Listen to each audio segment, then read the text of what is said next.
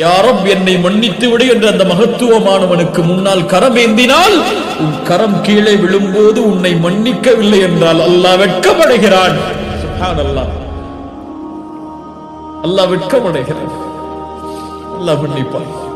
அவன் மகத்துவம் பொருந்தியவன், மன்னிப்பதில் இரக்கம் காட்டுவதில் அவன் மேன்மையானவன். இன்னல்லாஹ ஹய்யுன்,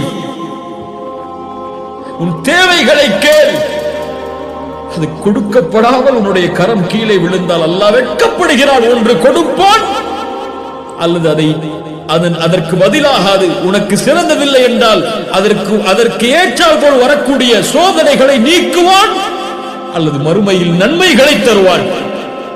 இந்த மூன்றில் ஏதாவது ஒன்று கிடைக்கும். வெறுமையாக யாருடைய கரமும் கீழே விழாது. அல்லாஹ் தக்கனது மிர் ரஹ்மத்தில்லாஹ், அல்லாஹ்வுடைய அருளில் நம்பிக்கை